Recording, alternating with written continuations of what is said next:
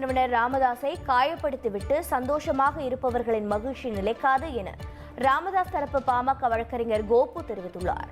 அன்புமணி நடத்தும் பொதுக்குழுவுக்கு தடை கோரிய மனுவை சென்னை உயர்நீதிமன்றம் தள்ளுபடி செய்து உத்தரவிட்டது தொடர்பாக பேசிய கோபு, பொதுக்குழுவை கூட்டும் அதிகாரம் பொதுச் செயலாளருக்கு மட்டும்தான் உண்டு என்றார்.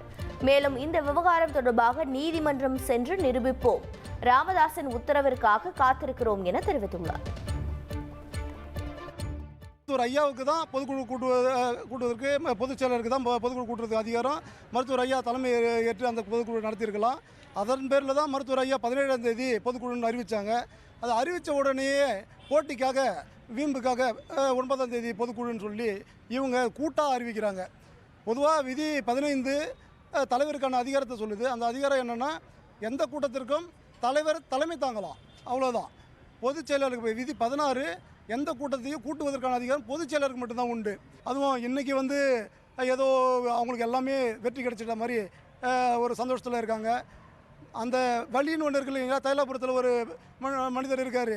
87 வயதுலையும் இந்த மக்களுக்காக போராடி அழுத்து போய் இன்றைக்கி உட்காந்த இடத்துல இருந்து அரசியல் பண்ணணும்னு நினைக்கிறாரு. எப்படியாவது இந்த கட்சியை முன்னுக்கு கொண்டு வரணும், நாட்டு மக்களுக்கு நம்மளால் நன்மை கிடைக்கணும் அப்படின்னு சொல்லி இன்னும் போராடிட்டு இருக்காரு. அந்த மனிதர் நிம்மதியாக தூங்க முடியாத அளவுக்கு ஒரு வழியை கொடுத்துட்டு இவங்க ஆனந்தப்படலாம். நிச்சயம் அந்த ஆனந்தம் ரொம்ப நாளைக்கு நிலைக்காது. நாங்கள் சிவில் நீதிமன்றத்தில் போய் மருத்துவர் ஐயா தான் அங்கே எல்லாமே அப்படிங்கிறத நாங்கள் நிரூபிப்போம்.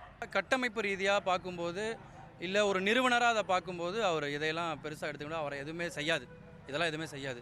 ஆனால் இதையெல்லாம் செய்கிறது தன் மகன் அல்லது தன் மகன் போல் இருந்த நிறைய பேர் அவரால் அடையாளம் காட்டப்பட்டு அவரால் பதவி சுகம் அனுபவித்து இன்றைக்கி எல்லாம் பெருமையாக போட்டுக்கிறாங்க. எக்ஸ்எம்எல்ஏ, எக்ஸ்எம்பி அதெல்லாம் போட்டுக்கிறாங்க. இதெல்லாம் யார் கொடுத்தது? டாக்டர்கள் கொடுத்தது. இன்று பதவிக்காக, அடுத்த பொறுப்புக்காக, எதிர்காலம்னு சொல்லி இப்போ சின்னையா கூட போய்கிட்டு ஒரு ஆதாயத்துக்காக நிற்கிற எல்லாருமே அவருக்கு பாவம் தான் செய்கிறாங்க. இந்த பாவத்தை அவங்க எப்பவுமே கழிக்கவே முடியாது.